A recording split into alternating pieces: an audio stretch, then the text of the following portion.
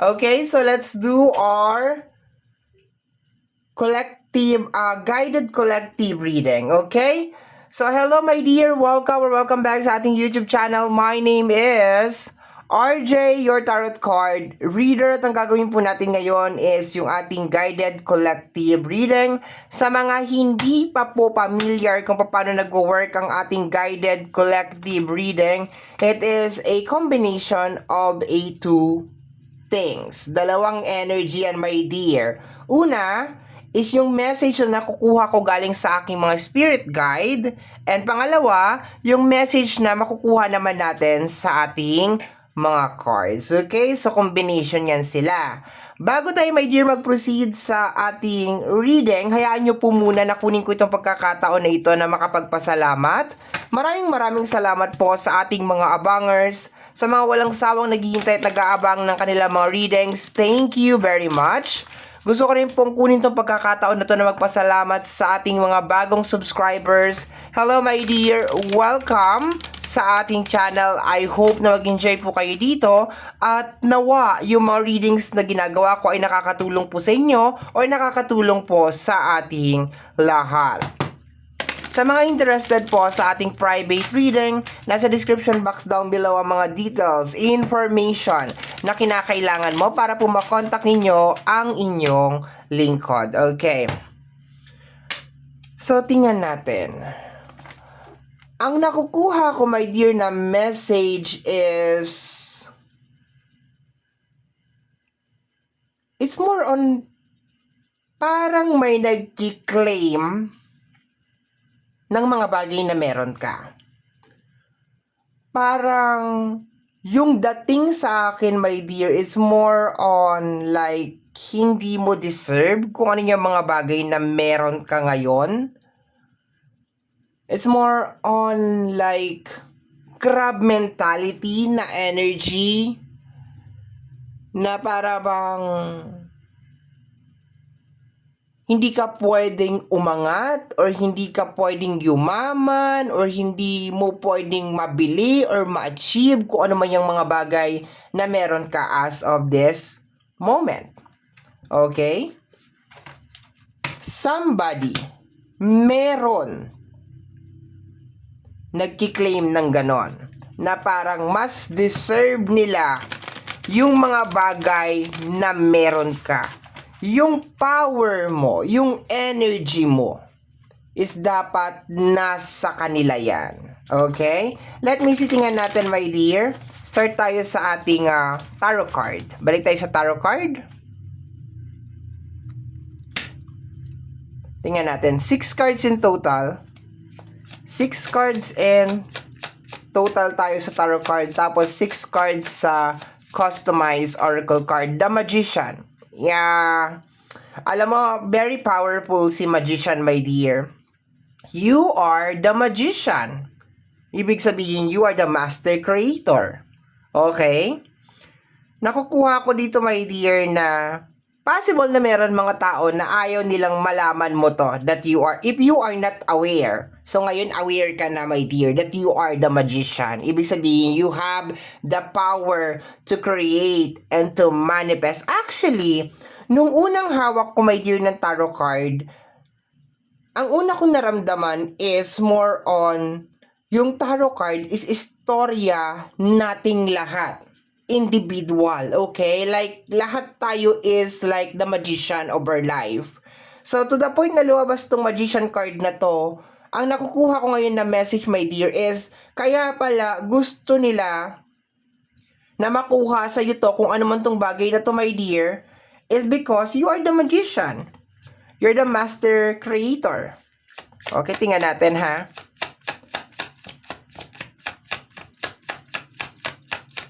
Actually, siya yung pinaka-paborito kong card nung unang hawak ko ng card. Unang hawak ko ng tarot card, si Magician talaga yung pinaka-paborito ko. Magkasama na tong dalawa, di ko na siya paghihiwalayin. Later na yan. Hanapan natin ng kasama si Magician. Okay, magkasama na rin tong dalawang to. Partner, my dear, yung mga cards natin, ha. Okay. Paki-clarify po si Magician. The Sun card, di ba? You have the power. Powerful to, my dear. Ibig sabihin, hindi illusion. Kasi may shadow side, my dear, si magician. Okay, alam naman natin, di ba? Yung mga magician, magikero, di ba? Illusion, di ba? Pero, kung sa realidad, if you will just embrace it and accept it, my dear, you are the magician of your life. And this is a good combination, my dear, kasi sinasabi dito that you are a master creator, okay, or manifestor. Tama ba? Manifestor or manifestation. Manifestor. Okay? So, kino-confirm, and this is energy of yes. Sun card is energy of yes. Okay? So, parang kino-confirm sa akin ng card na, yes, ang ating collective today is a magician, is a very powerful human being. Diba? You are a very, very powerful human being. Tingnan natin. Next card tayo, my dear. We have here the energy of the Ace of Cups and the Nine of Swords. This is energy, my dear, of sabotage. Okay. Probably sinasabotage ka, my dear. Okay. Ang nakukuha ko na energy is probably parang problema after problema after problema. And lately, napapansin ko lang na the more na napakarami nating problema, the more na hindi natin na-i-embrace yung reality na tayo ay magician. The more na parang hindi natin nakikilala yung pagiging tayo. Yung tayo mismo, yung inner na tayo, yung inner voice natin is nawawala siya because masyado tayong focus sa energy ng Nine of Swords, ayan, sa Ace of Cups, parang hindi ka maka-move on, okay? So, tingnan natin. Next card tayo. We have here the energy of the Strength card and the Queen of Cups. Okay. Sa energy ng Strength card, my dear, actually, ang nangyayari dito sa'yo is, siguro nagka-question ka, my dear, kung bakit. Diba? Bakit sa dinami-dami ng tao, ako pa yung nakakaranas ng mga ganito? Or bakit sa dinami-dami ng tao, ikaw pa yung laging nakaka-experience nitong mga senaryo na ito, okay? If lately, or napapansin mo simula pa nung umpisa ng existence mo, my dear, sa mundong ito, puro hirap na lang ang nangyayari sa'yo. Puro ano na lang kung ano-ano is because you are a magician. And sabi ko nga, my dear, hindi lahat ng gising, okay? Kasi meron, sa usapin ng spiritual, meron mga gising at meron mga tulog. Hindi lahat ng mga gising ay mababait. Hindi sila yung mga typical na parang, oy, gising ako kaya i-guide kita para magising ka rin. Sometimes they take advantage of you. Para pag ikaw ay isa kang awaken na klase ng tao, yung tingin mo sa tao is parang tagus-tagus siya, my dear. True and true siya, okay? So I can feel, my dear, kung sino man itong nare-receive ko, my dear, na energy, is nakikita niya, my dear, that you are the magician. And you have the capacity, my dear, to create something. Kaya ang nangyayari over here is, baka as of this moment na pinapanood mo to, is nagkakaranas ka, my dear, ng problema sa energy ng Ace of Cups and the Nine of Swords. Or maybe, simula pa nung umpisa talaga, as in, like, never-ending na yung problema, struggles, obstacles, kahit saang area man yan, sa family man yan, sa relationship man yan, sa money and career, non-stop yung struggle. Puro struggle and struggle. We have here the energy of the Strength card and the Queen of Cups, okay? Kadalasan, ang nangyayari pag nagsasama ang Strength card is, and the Queen of Cups, ito yung typical na parang you want to change the world, okay? Yung parang ganun, my dear. So, I think, isa sa mga nagpapapressure sa'yo as of this moment is because probably meron kang paniniwala, okay? Once, hindi ko tinatanggal to, my dear, sa inyo, no? Nasa sa inyo yan. Pero ako kasi, I will just implement yung sarili kong paniniwala dito na naniniwala ako na hindi magbabago ang mundo maski gusto ko, or hindi magbabago ang isang tao maski gusto ko kung siya mismo hindi niya gustong magbago. Hindi ko kayang tulungan ng isang tao kung siya mismo hindi niya kayang tulungan ang isang tao. Pwede akong mag-guide, pwede akong mag-advise, pwede ko siyang tulungan ng pinansyal, pero hindi ko mababago yung buhay niya 100% kung hindi niya rin tutulungan yung sarili niya or parang hindi niya igagrab yung opportunity na merong tao na tumutulong sa kanya. And there's a tendency, my dear, na kaya ka nagkakaganito as of this moment because alam mo siguro or siguro in a very very mild way, alam mo siguro that you are the magician, that you can do something, 'di ba? Na kaya mo mag-create ng something and kaya mo mag-manifest ng something. Pero I think ang nangyayari dito is hindi mo nagugustuhan yung nangyayari sa mundo. Kaya you are super super pressure as of this moment na gusto mong baguhin kung ano man yung nangyayari sa mundo. Pag sinabi ko mundo, like family, friends, and relationship, and probably baka pati politics, pati is gusto mo talagang baguhin, okay? But sad to say, my dear, hindi magbabago ang isang, akin to personal na opinion ko to ha, hindi magbabago ang isang bagay kung ikaw lang ang may gusto.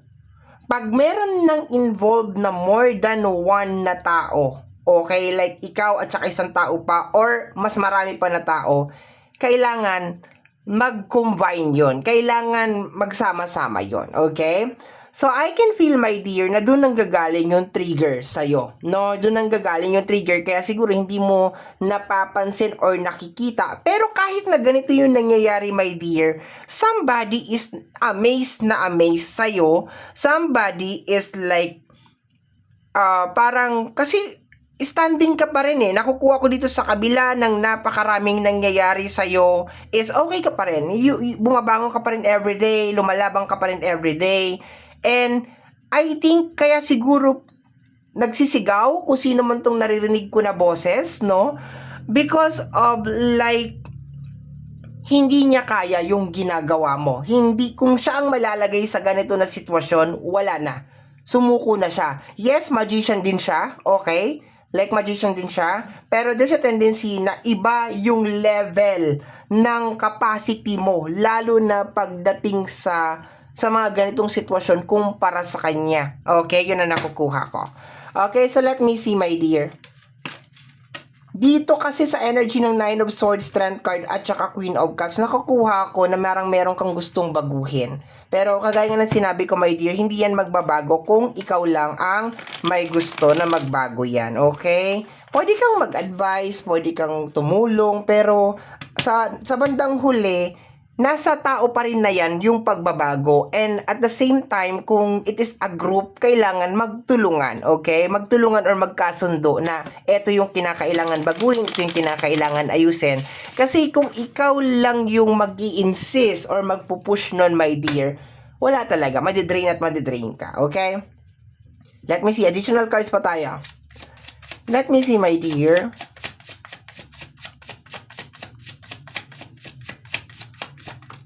What is this?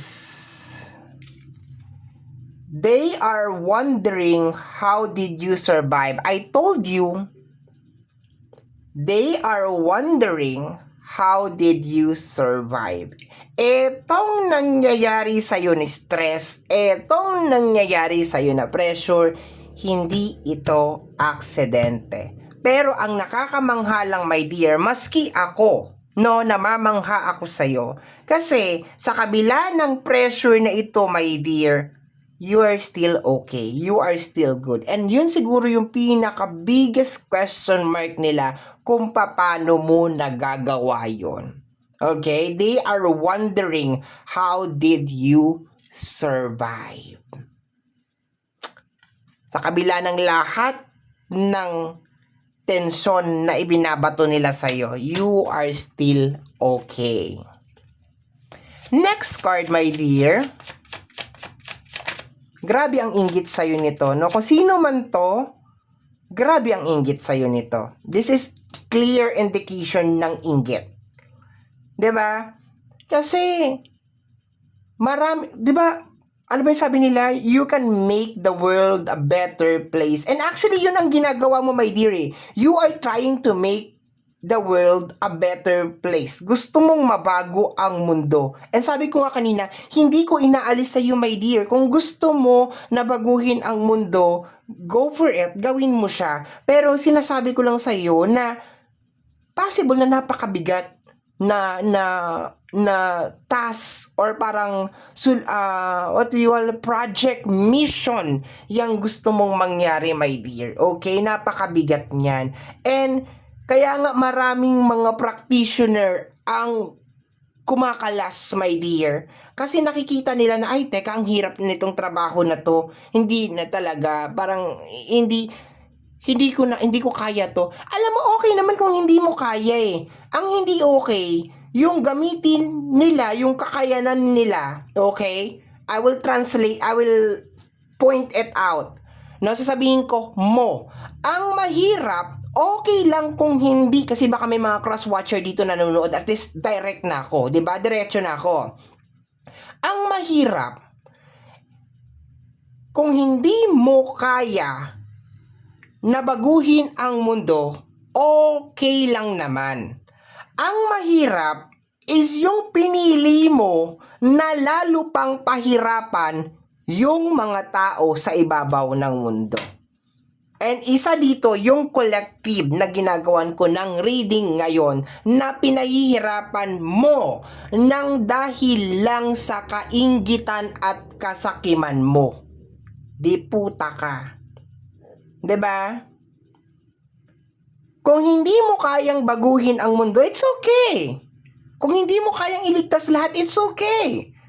Pero yung tubuan ka ng inggit sa balat, na nakita mo yung isang collective na may potensyal, tapos bigla mong binigyan nitong sunod-sunod na mga problema, and you are expecting na darating yung araw na hindi itong tao na itong makakasurvive. Pero tingnan mo, anong bukang bibig mo ngayon? Bruha ka. They are wondering how did you survive. Diba?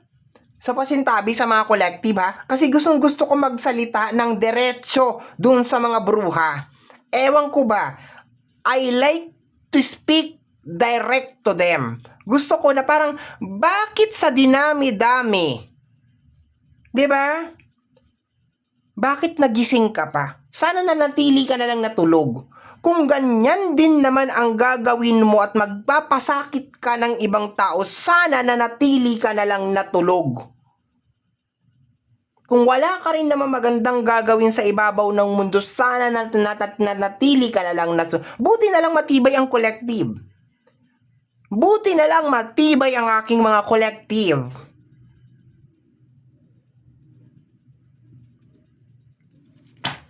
Diba? Nakakapangkulo ng dugo. Kasi ako talaga, my dear, hindi ko maintindihan. Kung hindi mo naman kaya talaga na i-save ang mundo or gumawa ng ano sa ibang tao, manahimik ka na lang. Diba? Bakit gagawa ka pa ng mga eksena ng mga kung ano, magpapahirap ka pa ng mga tao? I cannot understand what is going on inside your mind. Okay, we have here, somebody is very irritated because you are ignoring them. Okay? May mga tao na naiinis, my dear. Kaya pala siya nang gagalaiti kanina. Naririnig ko nang gagalaiti, galit na galit. 'Di ba? Akin yan, yung power niya. Deserve ko yan, akin yan. Bakit ba nangaagaw ka? Ha? Bakit ba nangaagaw ka ng power ng may power? Bakit hindi mo na lang suluhin yung power mo? 'Di ba? Wala ka nang ginawang maganda sa mundo, nangaagaw ka pa ng kakayanan at ng abilidad ng ibang tao. No? Nakakahiya ka. Somebody is very irritated because you are ignoring them. Okay? We have here, keep you motivated and confident. Hindi na nila kasi matatanggal sa ito, my dear. I can feel na parang somebody is protecting you based sa card natin. Merong energy, di ba? Ace of Cups to. Wait. Ace of Cups is a help galing sa ating buong may kapal, the creator of heaven and earth.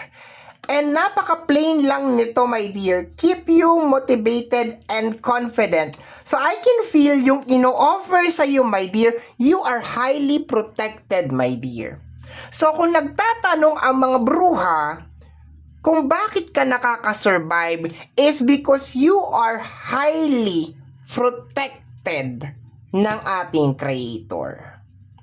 and hindi nila yung kayang isabotage. Kaya nilang gawin lahat dito sa ibabaw ng mundo, magpahirap ng tao, pero pag you are protected with our Creator, wala silang magagawa. Ayan o, keep you, ibig sabihin keep you motivated and confident. Ibig sabihin pinapanatili, my dear, yung pagiging motivated mo at yung pagiging confident mo, my dear, ng ating buong may kapal. Kaya you always survive. And walang ano yun eh, walang scientific explanation or formula or mathematical formula na kaya nilang gayahin. Kasi ang guidance ng ating buong may kapal, the Creator of heaven and earth, is given individually. Yung love na ibinibigay niya is given individually sa bawat isa. Hindi ka pwede mag-request na, ay ako din. Sasabihin naman ng ating Panginoon, bakit kailangan mo ba? Diba? Di mo naman kailangan. So, ikaw, collective, ang ginagawa sa'yo is motivated and confident. Yun ang ginagawa sa'yo. We have here somebody is very irritated because you are ignoring. Kasi baka sinasabi sa'yo, collective na, oy, tama na yung kapupukus ng kapupukus dyan. Okay, back to work. Parang ganun na sinasabi sa'yo. Diba? Ngayon nasagot na. Kung kayong bruha ka, nanonood ka dito, ha? Nanonood ka, bruha.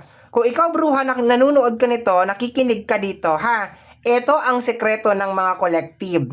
Sila ay malakas sa ating buong may kapal, ha? Huwag mong hintayin. Huwag mong hintayin, ha?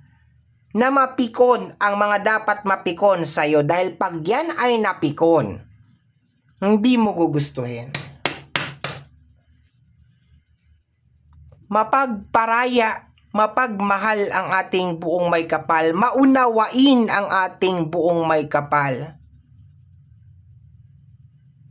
Mapagbigay ng second chance ang ating, actually limitless na second chance ang ating buong may kapal. Bibigyan ka ng pagpapatawad hanggang sa kaya niya, pero wag mong punuin, bruha.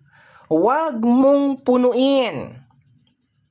Kasi pag pinuno mo, siguradong wala kang talagang kalalagyan. Kasi baka yung pagiging impaktita mo na yan ay panindigan mo hanggang sa pinakadulo ng iyong buhay.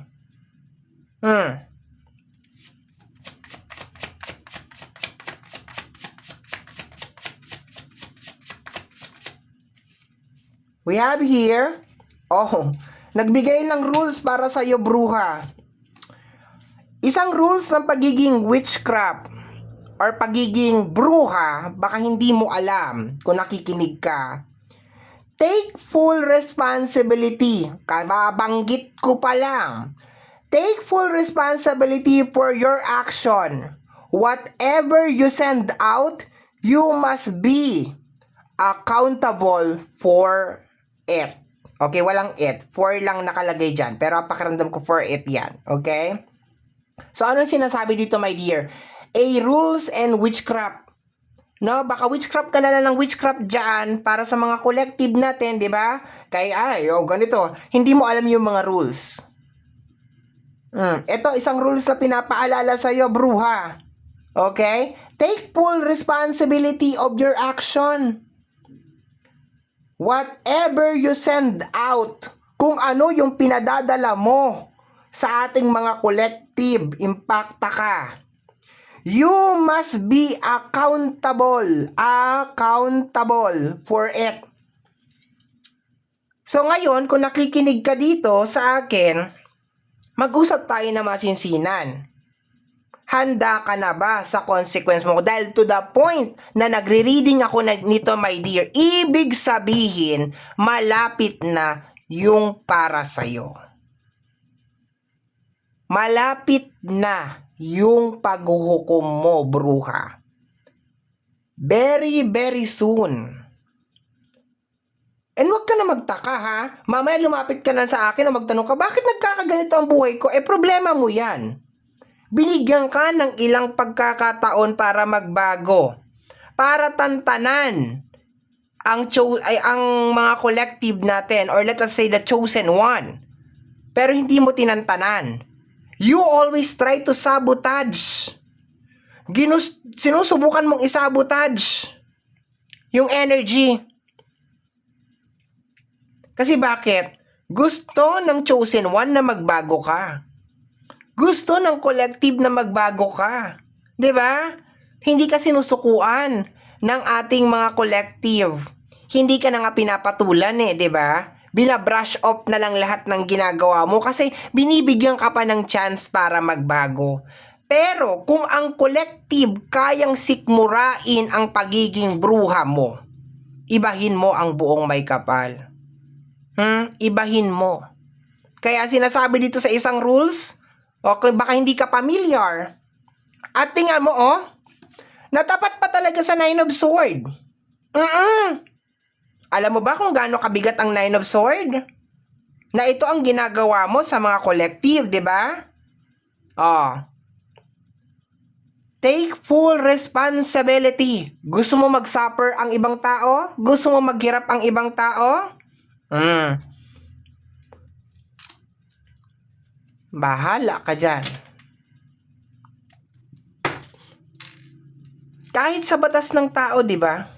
Kahit sa batas ng tao, dito sa ibabaw ng mundo, hindi ka basta-basta magpapakulong, hindi ka basta-basta mananakit nang walang sapat na ebidensya at walang dahilan. Di ba? Bakit sa batas ng espiritu, ng espiritu, sa batas ng kalangitan ginagawa mo? 'Di ba? Sa batas ng Holy Spirit, bakit mo ginagawa? Sa batas ng witchcraft, bakit mo ginagawa? 'Di ba dapat ang witchcraft, you are doing it to help others kasi ang pinaka-origin naman yan talaga is to help others. Dahil impacta ka, yun na nangyari. Let me see, my dear. Let me see, okay? Okay, last 2 cards na tayo. You have so much potential. I told you, my dear, umpisa pa lang ng reading natin, you have so much potential. And ito yung ayaw nila, my dear. Ayaw nilang ma-discover mo. 'Di ba? Strength card ang kasama. You have so much potential. Potential. Limitless na potential. Walang hanggan na potential para sa'yo, collective. Okay?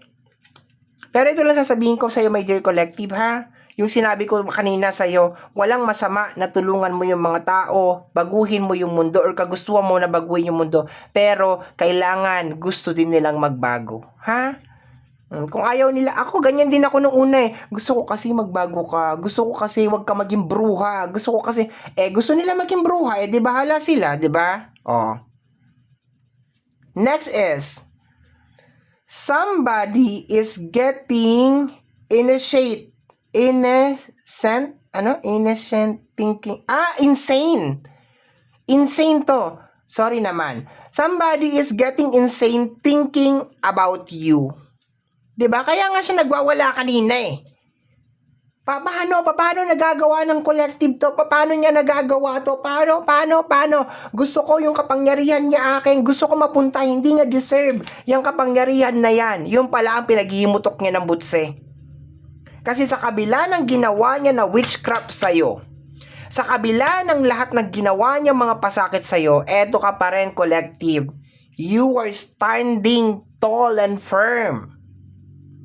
And ngayon, hindi na, alam mo, nandito pa lang tayo sinasabi ko na Di ba? Dito pa lang tayo that keep you motivated and confident. Sinabi ko na sa'yo na ang mga collective na nakakapanood dito is protektado ng ating buong may kapal. Ngayon, tingnan mo kung ano nangyayari sa'yo, bruha ka. Ha? Dahan-dahan ka na. Ako, wala yan Ayan yan, card yan. Wala akong minamanifest na against sa'yo. Card ang nagsabi, you are getting insane.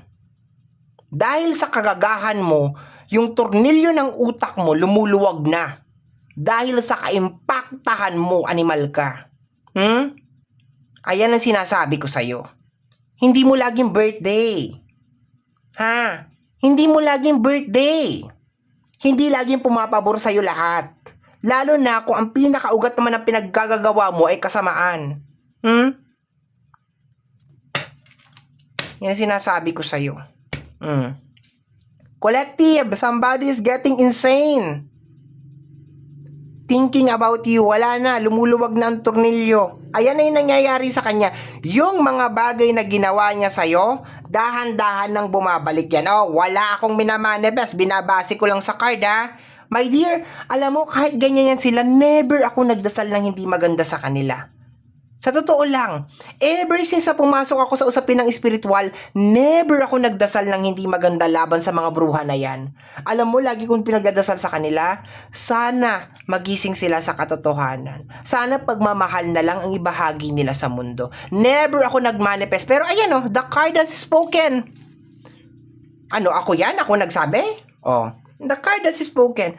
Tantanan mo ang mga collective. Ganun lang kadali yun. And para sa'yo, collective, sige lang. Dire-diretso ka lang. To the point na sinabi dito that you have so much potential. To the point na sinabi dito, my dear, that you have guidance. You have guided, motivated, and confident ka. Ginaguide ka ng ating buong may kapal. Yan. Hayaan mo lang mabaliw tong mga to. Paano ka daw nakaka-survive? Naiinis sila pag ini-ignore mo. Tapos mayroon na nababaliw doon sa bandang sulok. Ayun, natatanggalan ng tornilyo. Ang tanong collective, kasalanan mo ba to or kasalanan nila? 'Di ba? Ang sagot ay comment mo sa comment section down below. Okay? So my dear, yan po ang nasagap natin na message, energy para sa araw na ito. I hope my dear na nagustuhan mo ang ating reading at kagaya po na lagi ko sinasabi, ang tanging hiling at dasal ko lamang po sa ating buong may kapal na ang mga readings na ginagawa ko ay nakakatulong po sana sa ating lahat. Maraming salamat po. Thank you my dear. Bye-bye. Take care of yourself.